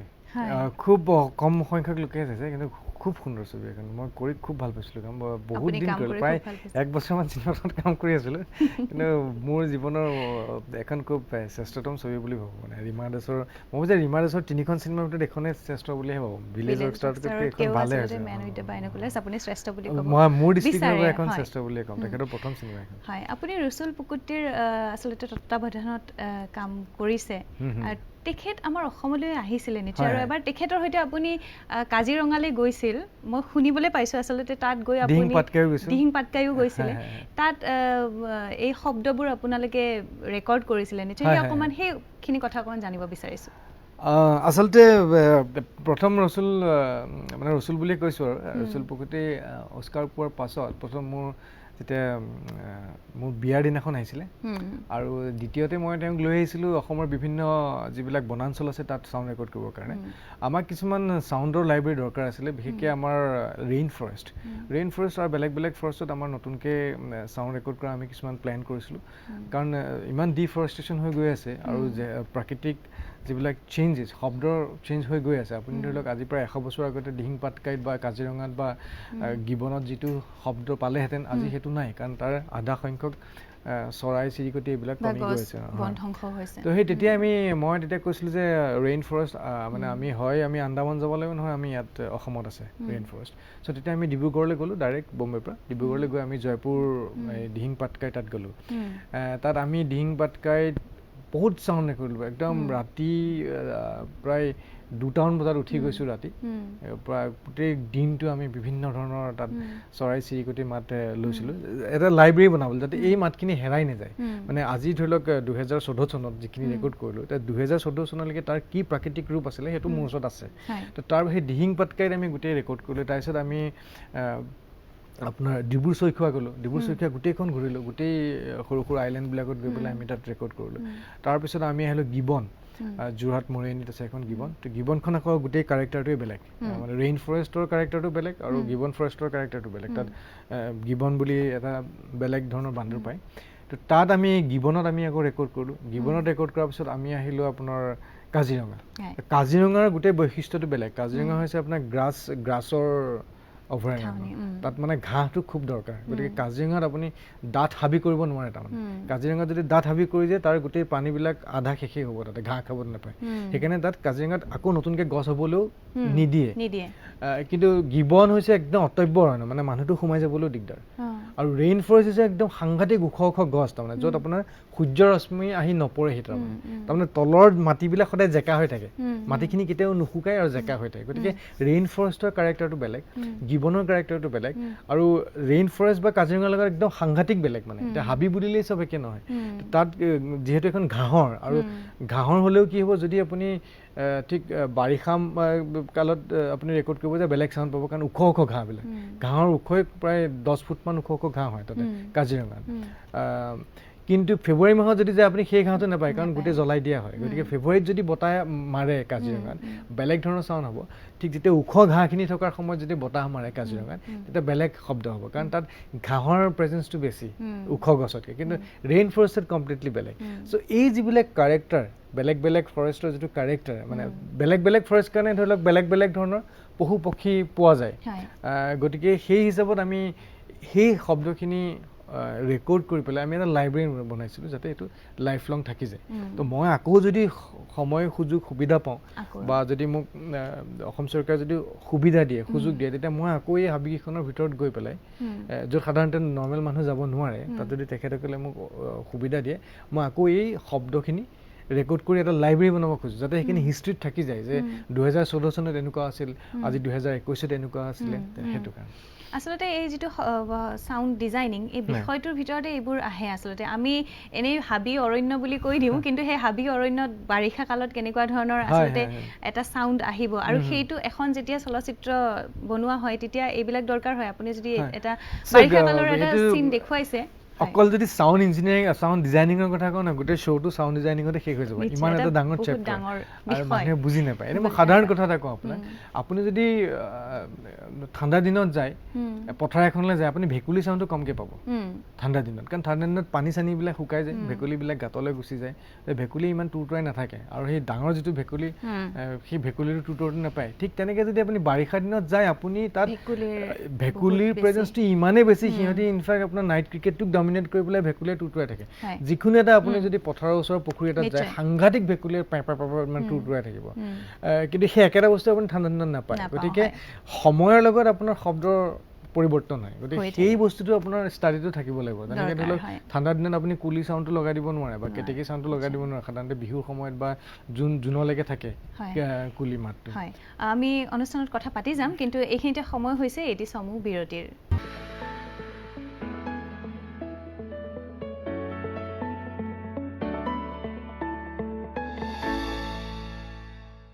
বিৰতিৰ পিছত পুনৰ উভতি আহিছোঁ আমাৰ অনুষ্ঠানৰ মাজলৈ, আৰু আজি মোৰ সৈতে ষ্টুডিঅ'ত আছে সাউণ্ড ডিজাইনাৰ অমৃত প্ৰীতম। আমি সাউণ্ড ডিজাইনিঙৰ এই বিষয়টোতো আচলতে হয়, এইটো বুজিবলৈও অলপ সময় লাগিব, আৰু এইটো এটা বহুত ডাঙৰ বিষয় আচলতে। সেই বিষয়ে আমি কথা পাতিম, কিন্তু অকণমান আপোনাৰ ঘৰৰ কথা পাতিব বিচাৰিছোঁ। মই জানো আপুনি উল্লেখ কৰিছে ইতিমধ্যে যে ভগৱত প্ৰীতম আমাৰ অভিনেতা, অসমৰ এগৰাকী জনপ্ৰিয় অভিনেতা, তেখেত এই অনুষ্ঠানত আহিছিলোঁ। তেখেত আপোনাৰ ভাতৃ আৰু জ্যেষ্ঠ ভাতৃ, আৰু আপোনাৰ ঘৰৰ মই এটা কথা গম পাইছোঁ যে আপোনাৰ পৰিয়ালটো খুব সাংস্কৃতিক এটা পৰিয়াল আছিলে, আৰু ভাওনাও কৰিছিল আপোনালোকৰ ঘৰত মা দেউতাহঁতে। সেই বিষয়ে আপোনাৰ মুখেৰে আজি জানিব বিচাৰিছোঁ অকণমান, আৰু আপোনাৰ স্কুলীয়া জীৱন কেনেকৈ, গোটেই পৰিয়ালটোৰ কথা অকণমান জানিব বিচাৰিছোঁ। সৰুৰ পৰা মই বুজিব পৰা হোৱাৰ পৰাই মই দেখিছোঁ যে আমাৰ ঘৰত সংগীত চৰ্চা হয়। এইটো কোৱাটো অতিৰঞ্জিত নহয় বুলি মই ভাবোঁ, কেলৈ আমাৰ ঘৰত খোল আছিলে, তাবলা আছিলে, ঢোলক আছিলে, 3খন গীটাৰ আছিলে, এখন ইলেক্ট্ৰিক, এখন স্পেনিছ, আৰু এখন হাই এণ্ড গীটাৰ, এখন চেটাৰো আছিলে। মোৰ মায়ে নিজে হাই এণ্ড গীটাৰ বজাইছিলে, আৰু মায়ে নিজে খোল বজাইছিলে, আৰু মায়ে নিজে খোল আৰু বৰগীত একেলগে পৰিৱেশন কৰিছিলে, খোল বজাই নিজে বৰগীত গাইছিলে। আৰু মা 10 বছৰ একেৰাহে ৰাধা হৈছিলে মাজুলী গড়মূৰ বৰসত্ৰত। গতিকে এক্টিংটো সেইটো ব্লাডত আছেই, মাহঁতৰ ফেমিলিত সত্ৰীয়া পৰম্পৰাৰ পৰা আহি আছে। আৰু মোৰ মা এগৰাকী সত্ৰীয়া নৃত্যশিল্পী। মায়ে 1950 চনৰ পৰাই সত্ৰীয়া নৃত্য পৰিৱেশন কৰি আহিছে পাব্লিকেলি। মানে আগতে সত্ৰাধিকাৰ পীতাম্বৰদেৱ গোস্বামীৰ কিবা অনুষ্ঠান হ'লেই কোনোবা গেষ্ট তেতিয়া আহিলে, স্পেচিয়েল গেষ্ট আহিলে, মোৰ মাক মাতি আনিছিলে সত্ৰীয়া নৃত্য নাচিবৰ কাৰণে। সেই সময়ত কোনো মহিলা সত্ৰীয়া নৃত্য নচা নাছিলে তাৰমানে। আৰু মোৰ মাৰ দেউতা বহুত এডভান্স আছিলে, মানে মাৰ দেউতাই মানে ককাই মাক আগবঢ়াই দিছিলে সত্ৰীয়া নৃত্য শিকিবৰ কাৰণে, আৰু পীতাম্বৰদেৱ গোস্বামীয়ে খুব উৎসাহ দিছিলে এই ক্ষেত্ৰত। তাৰপিছতে দেউতাই শিশু নাট লিখিছিলে, দেউতাৰ কেইবাখনো শিশু নাট লিখিছে, দেউতাৰ কেইবাখনো শিশু নাটে শ্ৰেষ্ঠ নাট্যকাৰৰ হেৰি পাইছিলে, আৰু দেউতাই নিজে অভিনয় কৰিছিলে। আৰু এটা সময়ত আমাক গোটেইকেইটাকে বাহিৰৰ পৰা তলা মাৰি মা দেউতাহঁতে নাটক কৰিব গৈছিলে যোৰহাট থিয়েটাৰ হলত। চ' মা যোৰহাট থিয়েটাৰ হলৰ আজীৱন সদস্য। মায়ে প্ৰায় এতিয়ালৈকে 200মান কবিতা লিখিছে, 200মান, আৰু মহিলা সমিতিৰ মাৰ সদস্যও হয়, কবিতাও লিখে। চ' সৰুৰ পৰা সেইখিনি মা দেউতাৰ সেইখিনি দেখিয়ে আহিছোঁ। আৰু প্ৰায় আমি 84-85 চন মানৰ কথা কৈছোঁ, তেতিয়া মাহঁত বিহুৰ সময়ত ঘৰত নাথাকে, মাও এফালে বিহুৰ জাজ কৰিব গুচি যায়, আৰু দেউতাও বিহুৰ জাজ কৰিব গুচি যায়। আৰু সেই সময়ত মাহঁতে কোনো পাৰিশ্ৰমিক পোৱা নাছিলে, পইচা দিয়া নহৈছিল। সেই সময়ত এখন খুব সুন্দৰ ফুলাম গামোচা দিয়া হৈছিল, ঘৰতে বোৱা, মাদ্ৰাজৰ নহয়, আৰু সেয়াই আছিল মাহঁতৰ পাৰিশ্ৰমিক সেই সময়ত। আৰু দাদাক দেখিছোঁ সৰুৰ পৰা গীটাৰ বজাইছিলে, এইটো এনি টাইম গীটাৰে বজাই থাকে। মানে মই বুজিব পৰা হোৱাৰ পৰা দেখিছোঁ সি গীটাৰে বজাই থাকে 6 ঘণ্টা, 7 ঘণ্টা, 8 ঘণ্টা। আৰু আপুনি জানে যে সেই সময়ত কাৰেণ্ট যায়, কাৰেণ্ট যোৱাৰ লগে লগে আৰু বাৰাণ্ডাত সেই গীটাৰখনলৈ বহিয়ে যায়। মই ভাল নবজাওঁ, মই এটা সময়ত বজাইছিলোঁহে, আজি 21 বছৰ কোনো সম্পৰ্ক নাই। চ' সেইবিলাক দেখি দেখি ডাঙৰ হোৱা। সৰুতে আমি শিশু নাটক কৰিছিলোঁ। মই জীৱনত মই মঞ্চত অভিনয় কৰিছোঁ 3 বছৰমান বয়সত। আমাৰ ঘৰৰ সন্মুখত, আমি কলনীত ডাঙৰ হোৱা, পিডলটি কলনীত। চ' আমাৰ তাতে সদায় ভাওনা হৈছিল, প্ৰত্যেক বছৰে ভাওনা হয়। আৰু সেই ভাওনাত সদায় ভাওনা হ'লে মানে মই চিঞৰ কৰি থাকোঁ যে মই ওলাম মঞ্চত ওলাম আৰু কি কাৰণে ওলাম মই নিজেও নাজানো তো মোৰ কিন্তু মনত আছে এই কথাটো তাৰপিছত এতিয়া মই ওলাম চিঞৰ বাখৰ লাগিছে হুলস্থুল লাগিছে ৰামায়ণৰ কিবা হৈ আছিল চাগে তো তেতিয়া কি হ'ল মোৰ ধুতি চুটি নাই তো দেউতাই যিখন কাণত গামোচা লৈ আছিলে সেই গামোচাখনে দেউতাই মোক ধুতি হিচাপে পিন্ধাই দিলে আৰু কাঁড় এপাত দি দিলে হাতত আৰু তেনেকেই মই গৈ পেলাই বায়নক ক'লে যে খোল বুজাই দিবৰ কাৰণে বায়নে খোল বুজালে আৰু মই পৰিৱেশন কৰিলে 3 বছৰমান বয়স তেতিয়া আৰু তাৰ পিছৰ পৰাই মানে যিকোনো ভাওনা হ'লে ভাওনাত ওলাওঁ এটা মানে বান্দৰ হৈ ওলাওঁ বা অসুৰ হৈ ওলাওঁ এনেকৈ কিবা আপোনাৰ দুটা দিশ এই দুটা দিশ এটা গিটাৰ বুজোৱা আৰু এটা আপুনি বডি বিল্ডিং কৰে এই বিষয়ে আচলতে আমি গম পাইছোঁ কিন্তু এইখিনিতে ভগৱত প্ৰীতম দাই আপোনাৰ বিষয়ে অলপমান কৈছে আমি চাই লওঁ অমৃত প্ৰীতম আমাৰ আটাইতকৈ সৰু ভাই আমাৰ ঘৰৰ ল'ৰা ছোৱালী 4টাৰ ভিতৰত সি আটাইতকৈ সৰু আমি তাক সকলোৱে ঘৰত পতা নাম তাৰ বাবাটো আৰু সৰুৰে পৰা সি এটা পৰিৱেশ পাইছিলে সংগীতৰ পৰা আৰম্ভ কৰি এটা সাংস্কৃতিক পৰিৱেশ পোৱা নাটক সংগীত এইবিলাকৰ লগত মা দেউতা জড়িত আছিলে গতিকে ময়ো সেইমতে সংগীতত সৰুৰ পৰা যিদৰে এটা পৰিৱেশ পালোঁ সি এটা পৰিৱেশ সেইদৰে পাই ডাঙৰ দীঘল হ'ল আৰু সি কিন্তু অভিনয়ো কৰিছিলে দেই আগৰ বহুত চিলড্ৰেন ড্ৰামাৰ কম্পিটিশ্যনত সি বেষ্ট এক্টৰ হৈছে আৰু সেই সময়ত এখন চিনেমা হৈছিলে 86ৰ কথা আৰু সেই ছবিখনত সি মুখ্য শিশু চৰিত্ৰ হিচাপে অভিনয় কৰিছিলে আৰু সেইখনে মোৰ তাৰ বাবে প্ৰথম চেলুলয়েডৰ ছবি আৰু মোৰ বাবে প্ৰথম চেলুলয়েডৰ ছবি আৰু তাৰ সেইমতে সি হেৰি হ'ল আৰু তাক লৈ পেলাই মোৰ যিজন মাজু ভাইটি বৰ্তমান সি লণ্ডনৰ স্থায়ী বাসিন্দা আৰু মোৰ মাজত খুব টনাটনি লাগিছিলে সি তাক বডি বিল্ডাৰ বনাব খুজিছিল আৰু মই তাক মানে গিটাৰিষ্ট হ'ব লাগে সেইমতে তাক মই গিটাৰ শিকাইছিলোঁ মাৰ মানে বিৰাট খং সি তাক মানে গধুৰ আমাৰ ঘৰতে জিম কৰি লৈছিলে আৰু সেই সময়তে যোৰহাটত এটা আধুনিক জিম হৈছিলে গতিকে সি ইয়াক জিমত লৈ যায় আৰু ঘৰতে একদম ডাঙৰ ডাঙৰ সেইবিলাক তাক পুৰা হেভি ৱেইট তাক প্ৰেক্টিচ কৰাইছিলে মাৰ খং উঠিছে যে ইয়াক কেলে এইবিলাক কৰিছে চাপৰ হৈ যাব বুলি মায়ে ভয় কৰিছিলে আজি কি নহওক সেই সময়ত কম্পিটিশ্যন আহিলে জে বি কলেজৰ ইণ্টাৰ কলেজ কম্পিটিশ্যনত কি হ'ল হেৰি হ'ল মই বোলো এই গীতত জইন কৰিব লাগে সি ক'লে নাই বডি বিল্ডিঙত জইন কৰিব লাগে আল্টিমেটলি সি দুটাতে জইন কৰিলে কৰি পেলাই সি বেষ্ট গিটাৰিষ্টো হ'ল আৰু মিষ্টাৰ জেবিয়ানত সি হয় গতিকে সেই সময়ত আমি ভবা নাছিল যে তাৰ আল্টিমেটলি আচলতে সেই মানে কি হ'ব তাৰপিছত ইতিমধ্যে মই গুৱাহাটীত আহিলোঁ সেই সময়ত মানে তেতিয়া মোৰ এটা উদ্দেশ্য আছিলে গুৱাহাটীত এটা ষ্টুডিঅ' কৰিম ষ্টুডিঅ'খন এটা চাউণ্ড ইঞ্জিনিয়াৰ লাগিব আৰু সেই সময়তে মানে কি হৈছে জ্যোতিষিতৰ প্ৰথম যিটো কোৰ্চটো আৰম্ভ হৈছিল তো মই তাক ক'লোঁ তই চাউণ্ড ইঞ্জিনিয়াৰ হ'ব লাগিব তাৰ মই জনাত তাৰ লগৰবিলাকৰ পৰা জনাত তাৰ চিনেমাটোগ্ৰাফীৰ প্ৰতি খুব এটা ইণ্টাৰেষ্ট আছিল আৰু সি ভাল চিনেমাটোগ্ৰাফাৰ সি মানে ভাল কেমেৰাত খুব তাৰ ভাল হাত তাৰ লগৰবিলাকেও কৰে তাৰপিছত সি তাতে চাউণ্ডত সি এডমিশ্যন ল'লে আৰু মোৰ সেই দিনটোৰ কথা মানে এতিয়াও মনত আছে যিদিনাখন মানে সিহঁতৰ ৰিজাল্ট দিয়াই নাই সেইদিনাখন সিহঁতি মুম্বাইলৈ গৈছিলে সি আৰু ডিব্ৰুগড় চাংমাই আমি ষ্টেচনত আমি সকলোৱে তাৰ লগৰবিলাকেও আমি বিদায় জনাবলৈ গৈছিলোঁ এটা সাধাৰণ শ্ৰেণীৰ ডবা যদি চিনাই সেই ডবাটো উঠি গৈছে খুব বেয়া লাগিছিলে মোৰ বেয়া এইটো কাৰণে মানে বেয়া লগা মানে কি আৰু সৰু ভাই হিচাপে সি মানে আমি খুব মৰমত ডাঙৰ পৰা সেইটো এটা কথা আছে তাৰোপৰি এখন নতুন পৃথিৱী যিখন পৃথিৱীৰ কথা অৱশ্যে মই জানো কাৰণ মোৰ এটা উদ্দেশ্য আছিলে মুম্বাইত গৈ নিজকে প্ৰতিষ্ঠা কৰা সেই সময়ত সকলো যোৰহাটৰ শিল্পীবিলাকৰ আমাৰ যিটো জেনেৰেশ্যন আছিলে জুবিনৰ পৰা আৰম্ভ কৰি প্ৰায়ভাগৰে এটাই আমি মুম্বাইত গৈ পেলাই আমি এষ্টাব্লিছ হ'ম মিউজিক ডাইৰেক্টৰ হিচাপে বা গিটাৰিষ্ট হিচাপে কিন্তু সেই সপোনটো যেনিবা সি পূৰা কৰিলে মোৰ সেই সপোন সি পূৰা কৰিলে গতিকে মই ভগৱানৰ ওচৰত সেইবাবে মই ধন্যবাদ জনাইছোঁ মোৰ যিটো কৰিলে বলীউডত যিখন জগত সেই জগতখনক নিজকে প্ৰতিষ্ঠা কৰিলে ভাল লগতে হিন্দী ছবিত কাম কৰিলে হলিউডৰ ছবিটো কাম কৰিছে তাৰোপৰি আন্তঃৰাষ্ট্ৰীয়ভাৱে প্ৰতিষ্ঠা লাভ কৰিলে অস্কাৰৰ দৰে এটা সংস্থাৰ সি জুৰি মেম্বাৰ হ'ল গতিকে মই ভাবোঁ অনাগত দিনবিলাকত সি আৰু আগবাঢ়ি যাওক আপোনালোকৰ আশীৰ্বাদ কৰক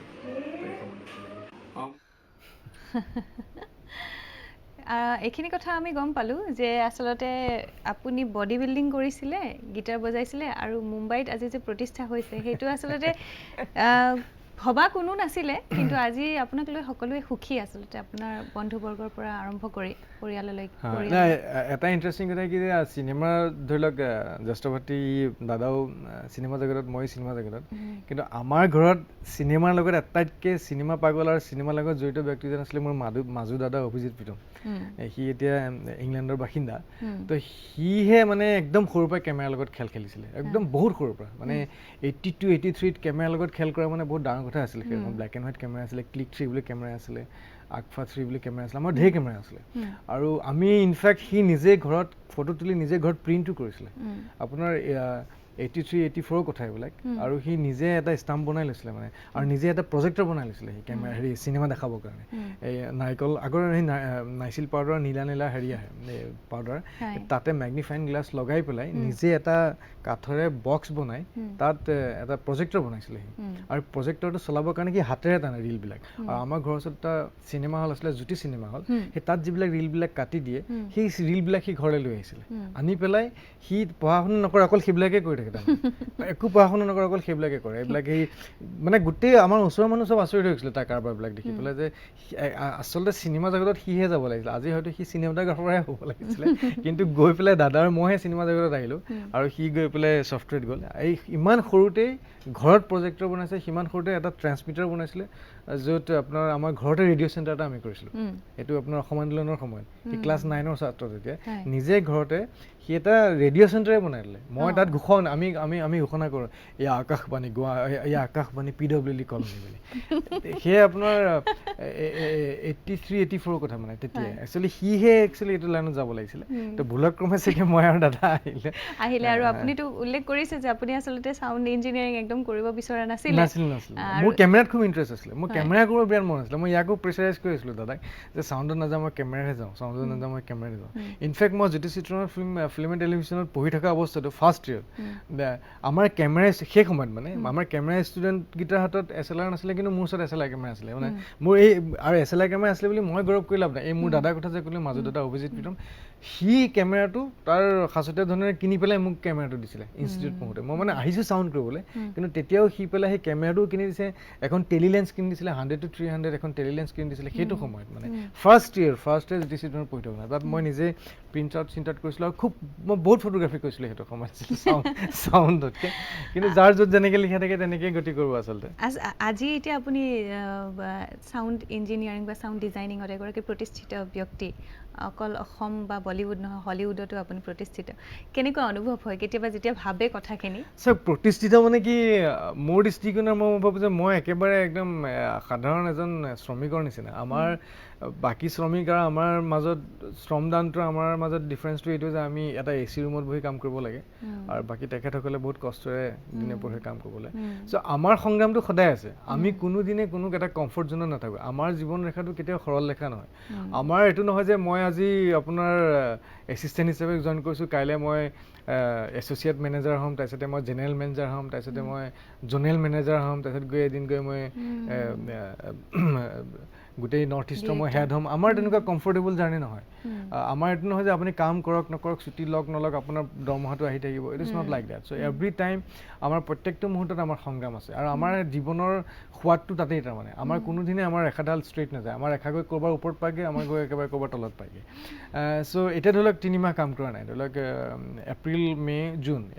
এতিয়া জুলাই পালে মই একো কাম কৰা নাই কিন্তু একো টেনশ্যনো লৈ থকা নাই মই জানো যে গ্ৰাফ গৈছে তললৈ আকৌ কিবা এটা নহয় কিবা এটা হ'বই কিন্তু সেই তাত এটা মজা আছে তাৰমানে সেই মজা মানে কি আপুনি গোটেই পৃথিৱীখন দেখা পায় যে আপোনাৰ ওচৰত একো নাই তেতিয়াও আপুনি গম পায় যে আপোনাৰ ওচৰত একো নাথাকিলে কি হয় আপোনাৰ ওচৰত সকলো আছে তেতিয়াও আপুনি গম পাব যে হয় কিন্তু আপোনাৰ ওচৰত যদি ষ্ট্ৰেইট লাইনত বস্তু এটা গৈ থাকে তাত কোনো তৃপ্তি নাই তাৰমানে আজি যিহেতু ধৰি লওক যিখিনি কাম কৰিছোঁ কষ্ট কৰিছোঁ নিজৰ বলত কৰি পেলাই আজি এইখিনি পাইছোঁ কিন্তু মই একো ছাকচেছফুল হোৱা নাই কিন্তু এইটো হয়তো জনসাধাৰণে হয়তো ভাবিছে যে ছাকচেছফুল হৈছোঁ বা হেৰি হৈছোঁ নিশ্চিতভাৱে ধৰি লওক ৰাষ্ট্ৰীয় পুৰস্কাৰ পাইছোঁ সেইটো জীৱনৰ এটা সৰ্বশ্ৰেষ্ঠ ঘটনা ৰাষ্ট্ৰপতি পুৰস্কাৰ পোৱাটো যিকোনো এজন ব্যক্তিৰ ৰাষ্ট্ৰপতি হাতৰ পৰা পুৰস্কাৰ মালায়ালাম ছবিখনৰ কাৰণে মই ৰাষ্ট্ৰীয় পুৰস্কাৰ পাইছিলোঁ আৰু চিনেমা জগতৰ সৰ্বশ্ৰেষ্ঠ মোৰ এচিভমেণ্টটো হৈছে অস্কাৰ মেম্বাৰশ্বিপ আৰু তাৰপিছতে MPSA কিন্তু এইখিনি লোৱাৰ পিছতো আপোনাৰ আপুনি এখন সৰল লেখাত বা এখন উচ্চ আসনত যদি আপুনি বহি থকা বুলি ভাবে তেনেকুৱা নহয় আমি আৰু বেলেগ ক'ব নোৱাৰোঁ বহুত মানে তেনেকৈ ক'ব বিচাৰে মোৰ ওচৰত এটা গাড়ী ঘোঁৰা একো নাই ধৰি লওক মোৰ সেইবিলাকৰ প্ৰতি ইমান উইকনেছো নাই বা হেৰিও নাই একদম সাধাৰণভাৱে আমি থাকোঁ আৰু বম্বেত আমি এতিয়াও ষ্ট্ৰাগলাৰ হয় আৰু ইয়াত আহি এনেই মিছামিছিকৈ ফুটাই থাকি লাভ নাই অসমত সেইবিলাক কাম বেয়া পাওঁ মই কৰি যোৰ মানুহ হয় তেনেকুৱাই তাৰমানে আমি এনেই এতিয়া মই ধৰি লওক বহুত মিছাকৈ এনেই ডাঙৰ ডাঙৰ কথা যদি কৈ দিওঁ সকলোৱে বিশ্বাস কৰিব মই আপোনাৰ সন্মুখত যদি ডাঙৰ ডাঙৰ কিছুমান কথা কৈ দিওঁ কাল আমিৰ খান ने फोन किया था उधर वो फिल्म करना है ये है वो है কাল সালমান আপুনি বিশ্বাস কৰি ল'ব যিকোনো অসমৰ মানুহে বিশ্বাস কৰিব কিন্তু এনেকুৱা ধৰণৰ কিছুমান মানুহে ফুটফুটাই থাকে ইয়াতে মই দেখিছোঁ আমি তেনেকুৱা নহয় আমি একদম সাধাৰণ মানুহ এতিয়াও মই সাধাৰণ মানুহে মই এতিয়াও সেই ষ্ট্ৰাগলে কৰি আছোঁ বুলি ক'ম কিন্তু সেই ষ্ট্ৰাগলৰ যিটো হেৰি মাত্ৰাটো বেলেগ বেলেগ ধৰি লওক এটা সময়ত বেলেগ ধৰণৰ ষ্ট্ৰাগল আছিলে আজি 5 বছৰ পিছত ষ্ট্ৰাগলৰ মাত্ৰাটো বেলেগ হ'ল 10 বছৰ পিছত তাৰ মাত্ৰাটো বেলেগ হ'ল আজি মাত্ৰাটো বেলেগ এতিয়া মই দৌৰিয়ে থাকিব লাগিব বলিউডত মই যিদিনাখনে ৰৈ দিম সেইদিনাখনে মোতকৈ কোনোবা আগবাঢ়ি যাব আৰু মই কাম কৰিবই লাগিব এইটো নহয় যে মই আগতে যিটো কাম কৰিছিলোঁ তাতকৈ মই আজি উন্নত কাম কৰিব লাগিব কাৰণ মই I have to compete with everyone মই যিমান মোৰ বয়স বাঢ়ি যাব যিমান বছৰ মই বলিউডত কাম কৰিম সিমান নতুন নতুন জেনেৰেশ্যন সোমাই থাকিব গতিকে আপোনাৰ কম্পিটিশ্যনটো আজি মই 20 বছৰ আগতে কাম কৰিছিলোঁ আজি মই 20 বছৰৰ পিছত 20টা জেনেৰেশ্যন আহিছে গতিকে 20টা জেনেৰেশ্যনৰ লগত মই কম্পিট কৰি থাকিব লগা হৈছে তো গতিকে আমাৰ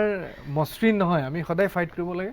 আৰু তাতেই গোটেই মজাটো আছে বুজিছোঁ আৰু এগৰাকী আপোনাৰ আচলতে বন্ধু চিৰঞ্জিত লেখাৰু লেখাৰু হয় তেখেতে আপোনাৰ বিষয়ে কি কৈছে আহকচোন চাওঁ ই মহা খটাখুৰ আছিলে আচলতে অমিতৰ লগত মোৰ বন্ধুত্ব আৰম্ভ হৈছিলে 1986 চনত যোৰহাট চৰকাৰী উচ্চতৰ মাধ্যমিক বালক বিদ্যালয়ত বন্ধু হিচাপে অমিতৰ কথা মনলৈ আহিলে এটা কথাই প্ৰতীয়মান হয় যে মানুহৰ প্ৰবল ইচ্ছা শক্তিৰ দ্বাৰা নিজৰ ইপ্সিত লক্ষ্যত উপনীত হ'ব পাৰি অমিতৰ প্ৰথম সাংস্কৃতিক যাত্ৰাৰ আৰম্ভণি ঘটিছিল সোণ পখিলী নামৰ এখন অসমীয়া বোলছবিৰ যোগেদি যাৰ স্থিৰচিত্ৰ মৌচাকত প্ৰকাশ পাইছিল আমি বহুত এক্সাইটেড হৈছিলোঁ দ্বিতীয়তে আৰু এটা কথা মোৰ মনত পৰে স্কুলৰ ক্লাছ 9ত থাকোঁতে ছাত্ৰ একতা সভাৰ সাংস্কৃতিক সম্পাদকৰ পোষ্টটোত অমৃতে 692টা ভোট পাই বৃহৎ ব্যৱধানত ৰেকৰ্ড সংখ্যক ব্যৱধানত জয়ী হৈছিলে আৰু দুটা কথা মনত পৰিছে মোৰ মই তেতিয়া জেবিয়ানৰ আলোচনীৰ সম্পাদনা সমিতিত আছিলোঁ আৰু অমৃতে মোক ইণ্টাৰ কলেজ গীটাৰ কম্পিটিশ্যনৰ আগত কৈ গৈছিলে যে এইবাৰ কিন্তু মেগাজিনত মোৰ ফটো দিবৰ কাৰণে স্পেচ ৰাখিবি মই বেষ্ট গীটাৰিষ্ট হ'ম inter college unfortunately inter college কম্পিটিশ্যনৰ সময়তে তাৰ প্ৰচণ্ড বুকুৰ বিষ হৈছিলে মই সুধিছিলোঁ তই পাৰিবিনে কম্পিট কৰিব সি কৈছিলে যে নাই মই কৰি দেখুৱাম আৰু সঁচাকৈ সি কৰি দেখুৱাইছিলে এইটো হৈছিলে বিকজ অফ হিজ পাৰ্চিভাৰেঞ্চ তাৰপিছত ঠিক তেনেকৈ সি মিষ্টাৰ জেবি হৈছিলে মিষ্টাৰ মাছুলমেন হৈছিলে এইবিলাকো সি মোক আগতে কৈ লৈছিলে যে মই এনেকৈ মেগাজিনত মোক উলিয়াব লাগিব জেগা ৰাখিবি মই হৈ দেখুৱাম এইবিলাক তাৰ গ'ল সি ছেট কৰি লৈছিলে আৰু সি এচিভ কৰিছিলে আজিৰ বলিউডৰ মহাসমুদ্ৰৰ মাজত সি এজন প্ৰতিষ্ঠিত ব্যক্তি আৰু তাৰ আঁৰত তাৰ বিভিন্ন ধৰণৰ ষ্ট্ৰাগল বিভিন্ন প্ৰকাৰৰ তাৰ অধ্যাৱসায় ইয়াত আছে আৰু তাৰ জৰিয়তেহে সি আজিৰ এই অৱস্থা পাইছে মোৰ শুভেচ্ছা থাকিলে তাৰ কাৰণে ভৱিষ্যতে সি আৰু উন্নতি কৰক আপোনাৰ মানে কিবা এটা কৰি দেখুৱাৰ যিটো আচলতে জেদ সেইটো বহুত আগৰ পৰাই আছিলে নাই কিবা এটা মই আচলতে কিবা এটা যদি ভাবি লওঁ যে এইটো কৰিম সেইটো মানে যেনেকুৱা পৰিস্থিতিতেই নহওক মই নকৰালৈকে মোৰ অশান্তি লাগি থাকে তাৰমানে নকৰালৈকে মানে মোৰ শান্তি নাই তাৰমানে মই এটা অস্থিৰ প্ৰাণী টাইপৰ নিচিনা হৈ থাকোঁ এতিয়া এইকণতে সেই চিনেমাখনৰ কথা মনত পেলালে মই জীৱনত প্ৰথম অভিনয় কৰিছিলোঁ মানে চিনেমাৰ লগত মোৰ যিটো সম্পৰ্ক মই প্ৰথম এক্টিং কৰিছিলোঁ চিনেমাত সেয়া হৈছে 1988 চনৰ ফেব্ৰুৱাৰী মাহত আৰু এইখিনিতে মই দুজন ব্যক্তিৰ নাম ল'বই লাগিব সেয়া হৈছে প্ৰয়াত শ্ৰদ্ধাৰ অমৰ বৰদলৈ তেখেত সেই চিনেমাখনৰ প্ৰডিউচাৰ আছিলে আৰু প্ৰয়াত পৰিচালক নুৰুল হক ডাঙৰীয়া তো তেওঁলোক নুৰুল হক ডাঙৰীয়াৰ পৰিচালনাত মই অভিনয় কৰিছিলোঁ 1988 চনত সেয়াই মোৰ চিনেমাৰ লগত প্ৰথম সম্বন্ধ আছিল য'ত মই লোকেশ্যনত সকলো বস্তু দেখা পাইছিলোঁ আৰু বডি বিল্ডিঙৰ সেই বুকুৰ বিষৰ কথা যে কৈছে যে বুকুৰ বিষ মানে আপোনাৰ বডি বিল্ডিং কৰিলে কিছুমান মাচুল ক্ৰেম্প হয় তাৰমানে কেতিয়াবা হাততো হ'ব পাৰে আৰু ইয়াত বুকুত বা পিঠিৰ পিছফালে কেতিয়াবা মাচুল ক্ৰেম্প হয় সেইবিলাক সাধাৰণতে আপুনি টেবলেট খাই ঠিক নহয় এইবিলাক আপোনাৰ ফিজিঅ'থেৰাপিৰ দ্বাৰা ঠিক হয় সাধাৰণতে সেই তাত যোৱাৰ আগতে মোৰ বডি বিল্ডিং কৰিছিলোঁ তেতিয়া সেই গতিকে সোঁ চাইডে নে বাওঁ চাইডে মাচুল ক্ৰেম্প হৈ গৈছিল মানে লাগি ধৰিছিল তেতিয়া এনেকৈ হাতখন মুভ কৰিবলৈ দিগদাৰ হয় তাৰমানে এনেকৈ মুভ কৰিলে মানে সাংঘাতিক ইয়াত খুচি থাকে তাৰমানে মাচুল ক্ৰেম্প হ'লে মানে আপোনাৰ খুচে এনেই নৰ্মেল থাকিলে বিষ নহয় আপুনি অলপ মুভমেণ্ট কৰে তেতিয়া আপোনাক খেচেককৈ মাৰে ভিতৰতে তো সেইটো হৈছিলে সেইটো কৈছে ই মহা খটাখুৰ আছিলে স্কুলত মই এটা কথা আপোনাৰ পৰা জানিব বিচাৰিছোঁ আচলতে জানিবলৈ মন গৈছে যে আপুনি যিহেতু শব্দৰ লগত খেলা কৰে কিবা এনেকুৱা শব্দ আছে নেকি যিবোৰ শব্দই আপোনাক মানে সততে আকৃষ্ট কৰে চাওক মোক যিকোনো শব্দই আকৃষ্ট কৰে মই অদ্ভুত যিবিলাক শব্দ মানুহৰ কাৰণে নইজ সেই শব্দটো মোৰ কাৰণে এটা বিউটিফুল শব্দ হৈ যাব পাৰে যেনেকৈ আপোনাৰ কাৰণে কুলিৰ মাতটো সুন্দৰ তো কিছুমান ক্ষেত্ৰত ধৰি লওক কাউৰী মাতটো মোৰ কাৰণে বহুত সুন্দৰ হৈ যাব পাৰে ডিপেণ্ডিং অন দ্য চিটুৱেশ্যন কোনটো চিটুৱেশ্যনত আহিব গতিকে মই তেতিয়া ধৰি লওক সেই কাউৰীটি সেই স্পেচিফিক এটা কাউৰী চাউণ্ড বিচাৰি ধৰি লওক মোৰ 2 দিন সময় গুচি যায় ধৰি লওক কাউৰী শব্দটো কোনেও ভাল নাপায় ধৰি লওক এই কুলি শব্দটো চবেই ভাল পায় কিন্তু ঠিক তেনেকৈ ধৰি লওক কুলি শব্দটো মোৰ কাৰণে ডিষ্টাৰ্বেঞ্চ এটা হ'ব পাৰে মানে খুব বেয়া শব্দ এটা কুলি শব্দটো মোৰ অসহ্যকৰ হ'ব পাৰে যদিহে এটা খুব ট্ৰেজেডি চিন হৈ থাকে আপুনি লোকেশ্যনত ৰেকৰ্ড কৰিছে এটা ল'ৰা এটা মৰি গৈছে বা জীয়েক মৰি গৈছে বা একদম দুখৰ এটা কিবা তাত যদি লোকেশ্যন শ্বুট কৰোঁতে যদি কুলি এটাই মাতি থাকে সেইটো মোৰ কাৰণে আটাইতকৈ অতিষ্ঠদায়ক চাউণ্ড হ'ব সেই সময়ত চ' গতিকে যিকোনো মোক ভেকুলী চাউণ্ডটোৱে আকৃষ্ট কৰে আমি যিকোনো আৰু আমি বেলেগতকৈ আমি বেছি চাউণ্ড শুনাও পাওঁ ক'ৰবাত গ'লেই কিবা এটা চালে ৰৈ দিওঁ এইটো লগে ৰেকৰ্ডাৰটো মোৰ লগত থাকে আৰু ৰেকৰ্ডাৰটো লগতে লৈ থাকোঁ মই ৰাতি 1টা বজাত ৰাতি 2টা বজাত 3টা বজাত 4টা বজাত মাজুলী গৈছে এবাৰ ঠিক আপোনাৰ 4:15 মান বাজিছে মোৰ টাইমটো মনত আছে যে চৰাই এটা মাতিছে এইটো ফেঁচা চাউণ্ড বুলি পিছত গম পাইছোঁ অদ্ভুত চাউণ্ডটো প্ৰথম শুনিছোঁ লগে উঠিলোঁ ৰেকৰ্ডাৰ অন কৰি পেলাই দিলোঁ দি পেলাই আকৌ শুই থাকিলোঁ আৰু তাৰপিছতে প্ৰায় 2 ঘণ্টামান ৰেকৰ্ড হৈ আছে তাৰপিছত সেই তেনেকুৱা কামবিলাক কৰি থাকোঁ যোৰহাটতো তেনেকুৱা এবাৰ ৰাতি মই ডিব্ৰুগড়ৰ পৰা আহিছোঁ ৰাতি 12টা বাজিছে ভাত চাত খাই পেলাই শুবলৈ যাওঁতে 1টামান বাজিছে তেতিয়া মাতিছে সেই ফেঁচাৰে মাতে মই পিছত ষ্ট্ৰেঞ্জ বাৰ্ড বুলি লিখি থৈছিলোঁ আচলতে পিছত গম পালোঁ এইটো প্ৰফেচাৰ ৰাতি তো গতিকে সেইটো মোৰ কাৰণে এটা সুন্দৰ শব্দ কাৰণ আৰু মই টাইমটোও গম পাওঁ যে এইটো টাইমত তেনেকুৱা হয় গতিকে পৰিস্থিতি সাপেক্ষে সেইবিলাক মই চিটুৱেশ্যনে ডিমাণ্ড কৰা হিচাপত লগাই ভাল পাওঁ ঠিক তেনেকৈ মই কেকু সাপটো আপোনাৰ ৰেকৰ্ড কৰিবলৈ আপুনি খুব লাকি পাৰ্চন হ'ব লাগিব মানে মই মানে সেইকাৰণে ভগৱানক ধন্যবাদ দিওঁ যে সেই ৰচুল পুখুৰী যে লৈ আহিছিলোঁ যে ইয়াত ৰেকৰ্ড কৰিবলৈ আমি কাজিৰঙা গৈছিলোঁ ৰেকৰ্ড কৰিব কাৰণ শেহতীয়া কাজিৰঙা আমি তাতে এখন হেৰিয়াত আছিলোঁ এই ধাবা নহয় আৰু হেৰি ৰিজৰ্টত তাত থাকোঁতে তেতিয়া সেই কেকু সাপটোৱে মাতিলে কেকু সাপটোৱে মাতিলে দৌৰি গৈ পাওঁতে মানে বন্ধই হৈ গ'ল তাতে পাকঘৰটো আছিলে তাৰ ল'ৰাকেইটাই ক'লে যে ই আকৌ মাতিব তাৰ ল'ৰাকেইটাক ক'লে ই যেতিয়া কেককৈ মাতিব প্ৰথম মাতটো তহঁতি একো নকৰিবি আৰু হেতাই কাম নকৰিবি লগে গৈ সি 20 মিনিটৰ আগতে মাতিবতো সেইকাৰণে কি কৰিলোঁ ৰেকৰ্ডাৰটো তাত অন কৰি পেলাই কেকু সাপটোৰ সন্মুখত সেইটো ৰেকৰ্ডাৰটো থৈ দিলোঁ মই অন কৰি চলি আছে ৰেকৰ্ডাৰ তাৰপিছতে কেকু সাপে মাতোতে সেই ল'ৰাকেইটাই যেতিয়া ৰান্ধনীকেইটাই কাম কৰিছিলে সেই ৰৈ দিলে তো তেনেকৈ সেই কেকু সাপটো ৰেকৰ্ড কৰিছোঁ আৰু একদম একজেক্টলি 20 আৰু নাইবা 25 একদম এই টাইম পিৰিয়ডটোত সি মাতি থাকে তাৰমানে সেইবিলাকো এটা ষ্টাডি হয় সেইবিলাক আপোনাৰ ধৰি লওক আপুনি কিতাপ পঢ়ি এইবিলাকৰ মজা নাই মানে কিতাপ পঢ়ি জনা এইবিলাক প্ৰেক্টিকেলি আপুনি যিটো বস্তুৰ মজা আছে মই সুধিব বিচাৰিছিলোঁ আচলতে যিহেতু এটা এইটো বিষয় এই বিষয়টোত এইবিলাক অন্তৰ্ভুক্ত আছে নে এইবিলাক সাউণ্ড ডিজাইন বুলি কোনো ছাবজেক্টেই নাই সাউণ্ড ডিজাইন বুলি কোনো ডিপাৰ্টমেণ্টেই নাই কোনোবাই যদি কয় যে মই সাউণ্ড ডিজাইন পঢ়ি আছোঁ বুলি মই নাজানো যে ক'ৰবাত আছে বুলি সাউণ্ড ডিজাইন গোটেই বস্তুটো আপোনাৰ প্ৰেক্টিকেলি আহিব আপুনি কোনো ফিল্ম স্কুলত সি যিমান ডাঙৰ ফিল্ম স্কুল হওক নিউয়ৰ্ক ফিল্ম স্কুল হওক LA ফিল্ম স্কুল হওক any film school from the world কোনেও আপোনাক সাউণ্ড ডিজাইনাৰ কৰি পঠিয়াই নিদিয়ে এতিয়া মই দেখিছোঁ বহুত মানুহ সাউণ্ড ডিজাইনাৰ লিখে ইনষ্টিটিউটৰ পাছ আউট সাউণ্ড ডিজাইনাৰ হ'বলৈ ইটছ টেক্স টাইম চ' আপুনি কমচে কম 5 পৰা 10 বছৰ আপুনি কাম কৰিব লাগিব সেই ফিল্ডটোত আপুনি নিজে এজ এ সাউণ্ড এডিটৰ হিচাপে আপোনাৰ কেৰিয়াৰটো আৰম্ভ হ'ব লাগিব আপুনি সাউণ্ড যেতিয়া এডিট কৰিব তেতিয়া আপোনাৰ লাহে ডেভেলপটো হ'ব মই প্ৰথম দিনাখনেই আজি মই যিটো কৰিছোঁ মই প্ৰথম দিনাখনেই সেইটো কাম নাই কৰা লাহে এটা প্ৰচেছত গৈ পেলাই এজন সাউণ্ড ডিজাইনাৰ হয় চ' গতিকে এই গোটেই বস্তুটো মানে ধৰি লওক একেদিনাখনেই কোনো সেইটো ক্ৰিকেটাৰ বা তেণ্ডুলকাৰ হ'ব নোৱাৰে তাৰ কাৰণে অনুশীলন লাগিব ধৰি লওক তো সেই তেনেকৈ সাউণ্ড ডিজাইনাৰ বুলি কোনো ছাবজেক্ট নাই এইটো নিজে আমি হেৰি কৰিছোঁ কাৰণ ইণ্টাৰনেশ্যনেলি চাউণ্ড ডিজাইনাৰ বুলি নকয়, ছুপাৰভাইজিং চাউণ্ড এডিটৰ বুলি কয় বা চাউণ্ড এডিটৰ বুলি কয় বা চাউণ্ড ডিজাইনিঙৰ কাৰণে যিটো অস্কাৰ এৱাৰ্ড আছে সেইটো ছুপাৰভাইজিং চাউণ্ড এডিটিং বুলি কয়, মানে চাউণ্ড তেওঁলোকেও চাউণ্ড ডিজাইনাৰ শব্দটো তেনেকৈ প্ৰয়োগ আমিহে ইয়াত কৰোঁ। গতিকে এই গোটেই বস্তুটোত মানে কোনো প্ৰেক্টিকেলি আপোনাৰ ছাবজেক্ট নহয় যে চাউণ্ড ডিজাইন এনেকৈ কৰা হয় বুলি, আৰু কোনো ফিল্ম স্কুলত এতিয়ালৈকে ইণ্ট্ৰডিউচ হোৱা নাই বস্তু। ঠিক আছে, আমি এখন আপোনাৰ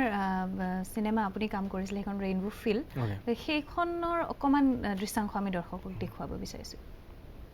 গম পোৱা যায় যে আচলতে চাউণ্ড ডিজাইনিং যিটো আমি বিষয় পাতি আছোঁ, সেই বিষয়টো আচলতে কিছুমান পাৰ্টিকুলাৰ কিছুমান চিনেমাত বহুত আচলতে চিনেমালৈ বেলেগ বেলেগ হয় আপোনাৰ। কিছুমান চিনেমাত বহুত বেছি কাম কৰিব লগা হয়, কিছুমান হয়তো বহুত ল' বাজেটৰ ফিল্ম,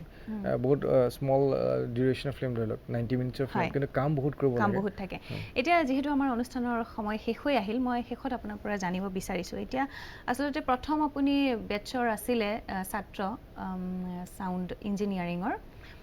তেতিয়াৰ পৰা এতিয়ালৈকে বহুত কিন্তু ল'ৰা ছোৱালী চাউণ্ড ইঞ্জিনিয়াৰিং কৰিবলৈ ওলাই আহিছে। সকলোৰে কিন্তু এটাই ইচ্ছা যে অমৃত প্ৰীতমৰ দৰে হ'ব, প্ৰতিষ্ঠিত অমৃত প্ৰীতমৰ উদাহৰণ আপুনি আচলতে তেওঁলোকৰ বাবে। গতিকে তেওঁলোকক আপুনি এতিয়া কি ক'ব বিচাৰে আজি এই মুহূৰ্তত? মই উপদেশ দিবলৈ মোৰ নিজৰে ইমান সাংঘাতিক মই একো হোৱাগৈ নাই, তথাপিতো মই এটা কথাই ক'ম যে নিজৰ ইণ্টাৰেষ্টটো থাকিব লাগিব, আৰু যদি নিজৰ ইণ্টাৰেষ্টটো থাকে তেওঁলোকে নিজৰ মানে জীৱন পথত নিশ্চিতভাৱে আগবাঢ়ি যাব পাৰিব। আৰু যদি ভাবে যে মই চাউণ্ড ডিজাইন কৰোঁ, মোৰ গ্লেমাৰ হ'ব, বা মই নিউজ পেপাৰত মোৰ নাম আহিব, বা মই টিভিত ওলাব পাৰিম, সেই দৃষ্টিকোণৰ পৰা যদি কোনোবা চাউণ্ড ডিজাইন কৰিবলৈ আহে তেতিয়াহ'লে নকৰে ভাল। কাৰণ আমি যেতিয়া গৈছিলোঁ, না তেতিয়া মিডিয়া আছিল, না তেতিয়া টিভি মিডিয়া আছিল, বা প্ৰিণ্ট মিডিয়া প্ৰিণ্ট মিডিয়া নহয়, টিভি আছিল, বা টিভিত সাক্ষাৎকাৰ দিম, এইবিলাক আমি সপোনতো ভবাও নাছিলোঁ। চ' গতিকে একাগ্ৰতাটো যদি থাকে তেতিয়াহ'লে নিশ্চিতভাৱে তেওঁলোকে সফল হ'ব। নিশ্চয়, খুব ভাল লাগিলে আজি আচলতে আপোনাক আমি অনুষ্ঠানত পালোঁ। আপুনি নাথাকে, মই কৈছোঁৱে আৰম্ভণিতেই কৈছিলোঁ যে মুম্বাইৰ পৰা আপুনি অসমলৈ আহিলে আমি সুযোগটো এৰি নিদিওঁ, গতিকে আজি আপোনাক আমি এই অনুষ্ঠানত পালোঁ, কিন্তু বহুত কথা পাতিবলৈ থাকি গ'ল। হয়, গতিকে সেই বিষয়ে আমি কেতিয়াবা আপোনাৰ সৈতে আকৌ অনুষ্ঠান কৰিম, আমি পাতিম। অশেষ ধন্যবাদ আপুনি আমাৰ এই অনুষ্ঠানটিত অহাৰ বাবে। ময়ো নিউজ ND24ক যথেষ্ট মোক ইয়ালৈ নিমন্ত্ৰণ কৰি আহি এই সুযোগকণ দিয়াৰ বাবে ধন্যবাদ জ্ঞাপন কৰিছোঁ। হয়, ধন্যবাদ। আৰু দৰ্শকসকল, যিহেতু আমাৰ আজিৰ এই অনুষ্ঠানৰ সময় হৈ আহিল, গতিকে মই স্বৰ্ণালীয়ে ND স্পেচিয়েলছৰ পৰা বিদায় লৈছোঁ। ধন্যবাদ।